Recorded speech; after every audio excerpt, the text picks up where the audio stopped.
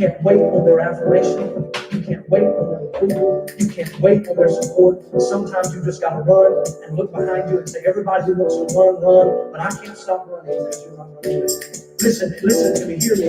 You can't stop chasing your dream just because somebody in your life is chasing with you. You can't stop believing in yourself just because somebody in your life doesn't believe in you. You can't stop chasing the dreams of your life just because when you know when you do it, you're gonna have to do it all by yourself.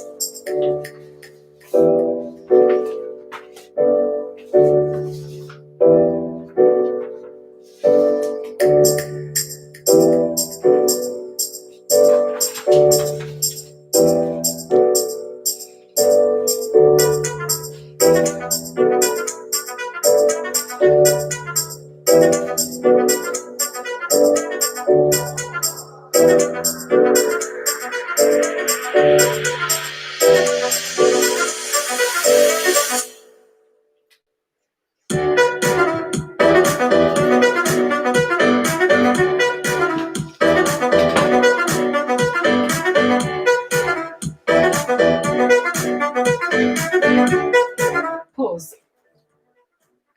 Hello everybody and good afternoon and welcome to this lesson, Awesome Authors, about the awesome Jane Austen. So it's warm up week 2020. It's the week before lots of you will go back to school. Although having said that, I know lots of you have already returned to school and I hope you're having a great start to the academic year ahead.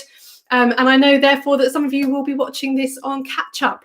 So welcome to another part of my home. So it seems like the last few live lessons and spellathons and chapter and verse that I've filmed, I've just tried out all different corners of my home.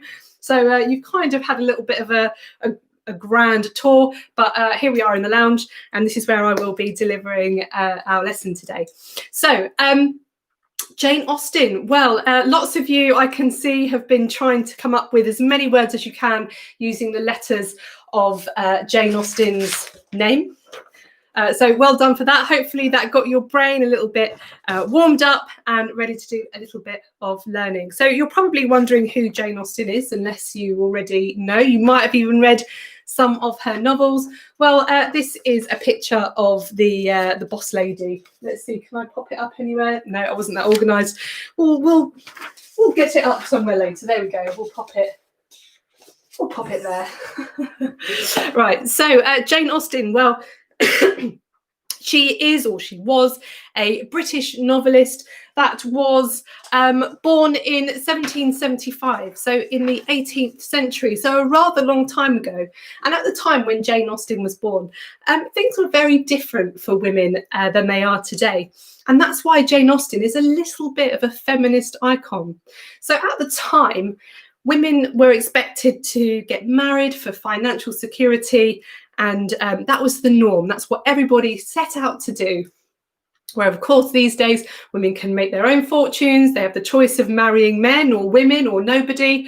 And as I say, very different to how things were in the 18th century. Now, Jane Austen is a bit of a feminist icon because she chose not to do that, and she chose to focus on her writing instead.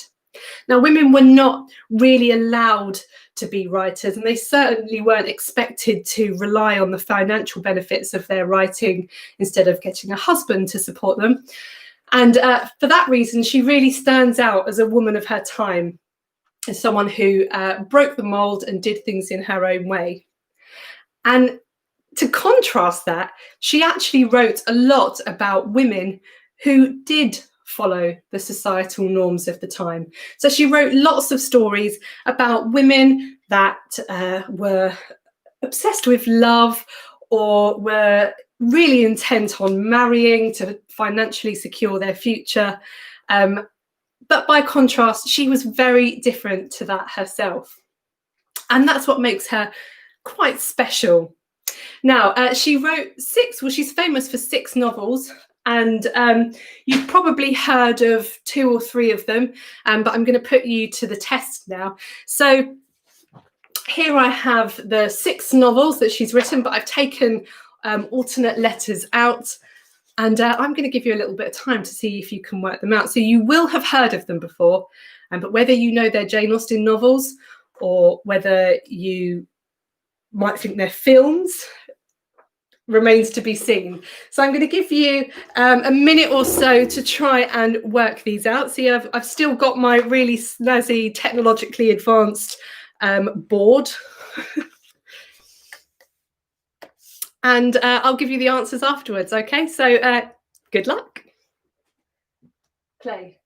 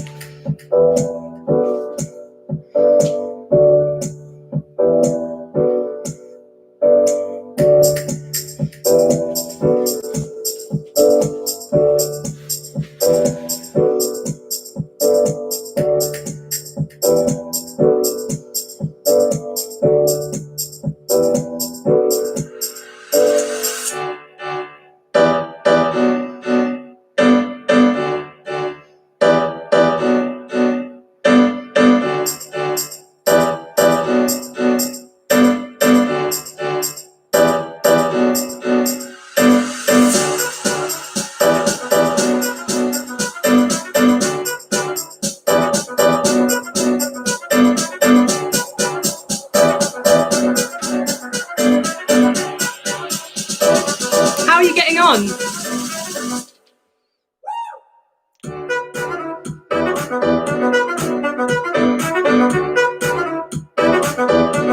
Okay, some of you are getting these right. Well done.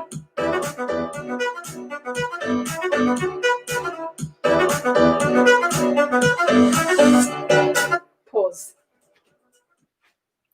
Okay, so let's see how you did. So as I said, lots of you in the live chat are getting these correct, but I'm going to give you the answers now. But before I do, just a few hellos. So a big shout out to Layla, who's tuned in today. Hello to Adeline, who is 7. And hello to Shravia, who is 9 in Sutton. And hello to everybody that has tuned in today. It's lovely to see you, and it's great to see so many people are enthused and excited about finding out about Jane Austen, the awesome novelist. So let's get the answers to these titles. So number 1, Sense and Sensibility. Well done to all of you that got that one correct. Number 2, Pride and Prejudice. Number 3, Emma. I saw lots of you getting that one correct. Number 4, slightly less well known, Mansfield Park. Number 5, Northanger Abbey. And number 6, Persuasion. So there you have it. Those are the 6 famous novels of the wonderful Jane Austen. Now, 4 of those books, Sense and Sensibility, Pride and Prejudice, Emma and Mansfield Park, they were published whilst Jane Austen was still alive, but Northanger Abbey and Persuasion were published posthumously. So I wonder if you know what posthumously means, or what posthumous means. A bit of vocab for you all today. Well, I'm going to give you a definition. Here we have it.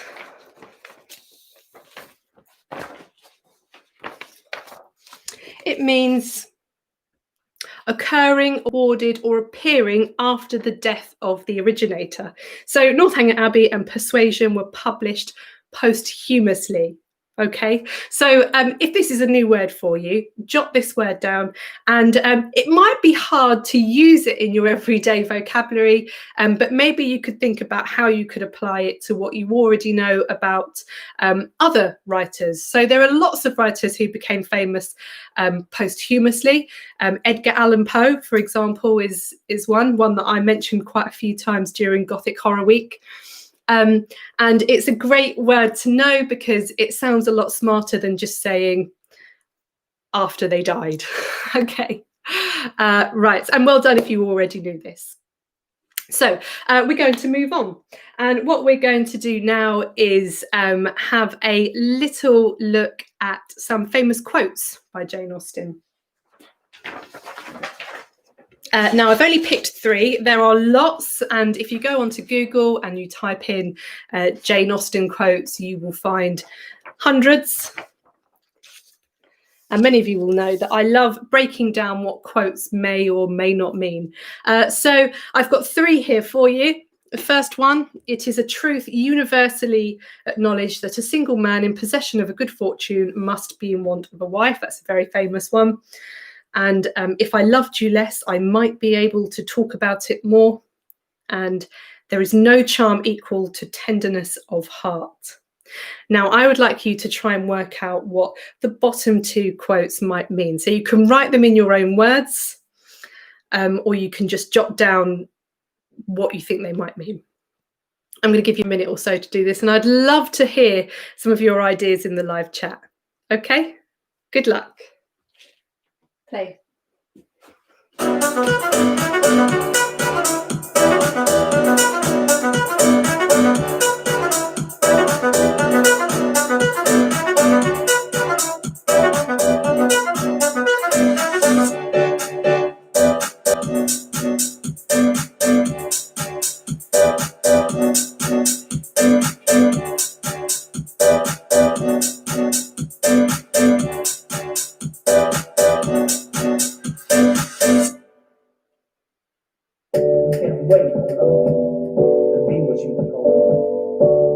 can't wait on their affirmation.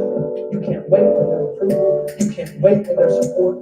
Sometimes you just gotta run and look behind you and say, everybody who wants to run, run, but I can't stop running because you're not running with me. Listen to me, hear me. You can't stop chasing your dream just because somebody in your life will chase it with you. You can't stop believing in yourself just because somebody in your life will believe in you. You can't stop chasing the dreams of your life just because when you know when you do it, you're gonna have to do it all by yourself.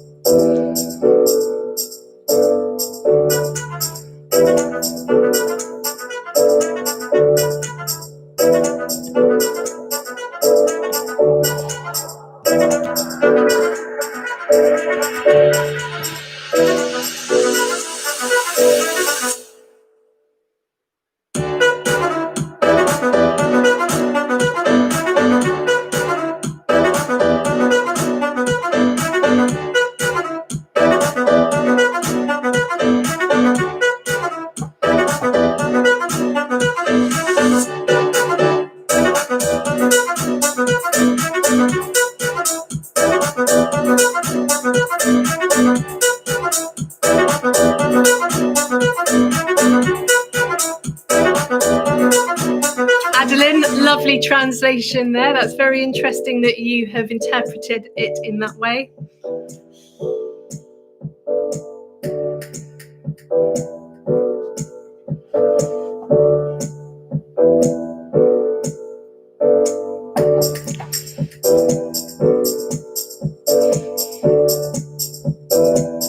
I love that Elaine, possibly Harriet, has said, no beauty can equal kindness.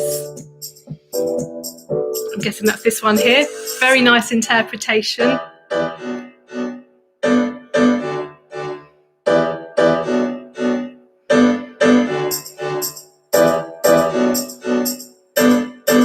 Again, Adeline, a great translation.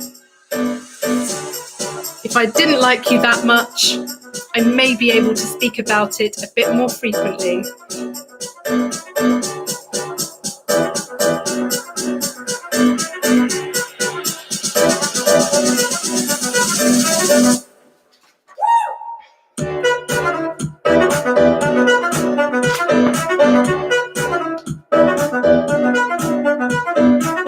Pause.